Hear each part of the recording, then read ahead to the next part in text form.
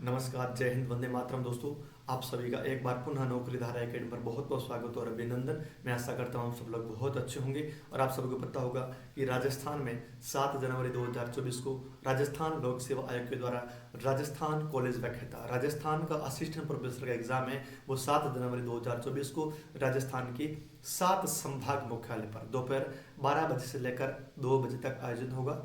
और इसका जो एडमिट कार्ड है वो भी जारी हो गया है। आपको परीक्षा शुरू होने से दोस्तों 1.5 घंटा पहले, परीक्षा शुरू होने से 1.5 घंटा पहले आपको परीक्षा केंद्र पर पहुंच जाना है। 10:55 के बाद यानी कि 11 बजे के बाद में आपको किसी भी तरह से एंट्री नहीं दी जाएगी। आप चाहे कितना भी जोर लगा लो। कुछ मेरे भाई पूछ रहे थे, सर हम 10:30 में उदयपुर में पहुंचेंगे क्या, सर हम एग्जाम सेंटर तक पहुंच जाएंगे? तो आप सभी से मेरा निवेदन रहेगा कि आप समय पर पहुंच जाइए। अगर आपका एग्जाम 11 बजे शुरू हो रहा है यानी कि 12 बजे, तब आप कम से कम सुबह से 7 बजे तक तो पहुंच जाना है या फिर रात को पहुंच जाना है। लेकिन जल्दबाजी में हो सकता है, कुछ ट्रैफिक व्यवस्था ऐसे हो जाती है। उदयपुर तो कितना बड़ा शहर है, भीड़ भाड़ भी बहुत हो जाती है, जिसकी वजह से स्टूडेंट पहुंच नहीं पाता है। हो सकता है 2 घंटे अगर जाम लग गया ना, तो आप परीक्षा से वंचित रह जाओगे।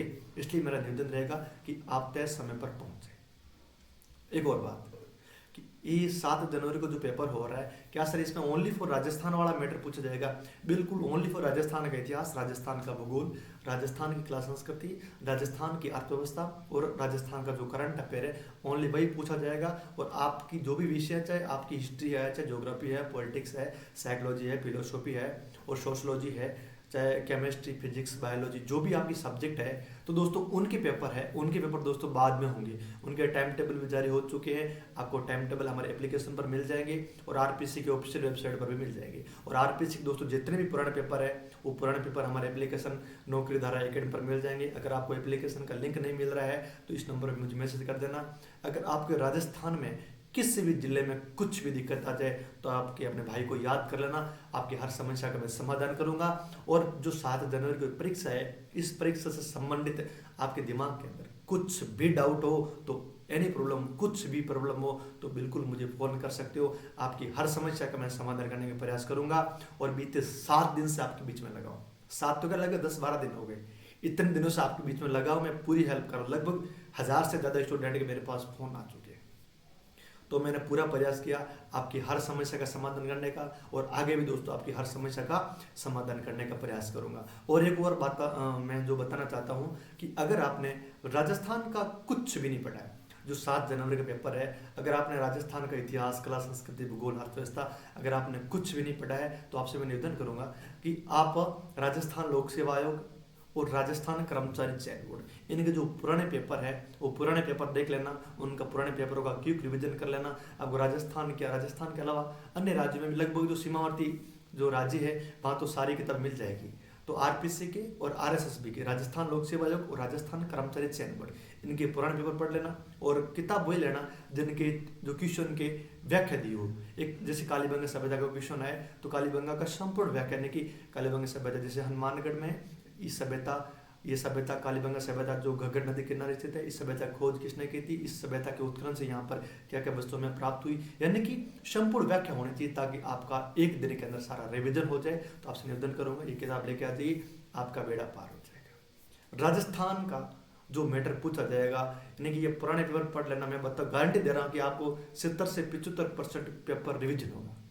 70 से 75% पेपर वापस, मैं तो बोलूँ लगभग क्वेश्चन वही आते हैं। इतिहास में कुछ चेंज नहीं होते, भूगोल में कुछ नॉर्मल आंकड़े होते हैं। आंकड़े दोस्तों करंट अफेयर में चेंज हो रहे हैं, जैसे अर्थव्यवस्था के आ रहे हैं वो अलग से पढ़ने, बाकी कुछ भी चेंज नहीं है। आपको अब राजस्थान में नए जिले बने वो आपको नहीं पढ़ने।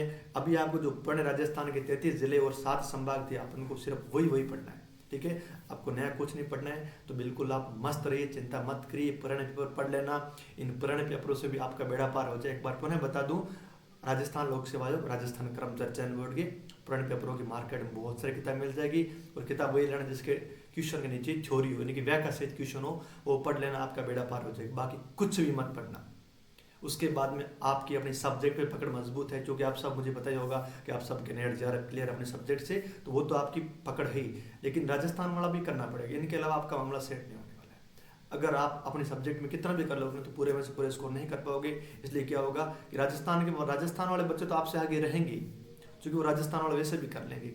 ये 50 नंबर का क्वेश्चन है तो वो तो ये लोग सारे कर लेंगे, लेकिन बाहरी वाले जो स्टूडेंट है उनके लिए सबसे बड़ी चुनौती रहेगी। तो आपसे निवेदन करूंगा, आप पुराने पेपर पढ़ लीजिए, आपका काम हो जाएगा। लेकिन आप अपने सब्जेक्ट पे पकड़ ज़्यादा से ज़्यादा मजबूत रखना। और ये वाले जो थर्ड पेपर है, ये दोस्तों ये जो पुराने पेपर पढ़ लेना, इनसे भी आपका काम हो जाएगा।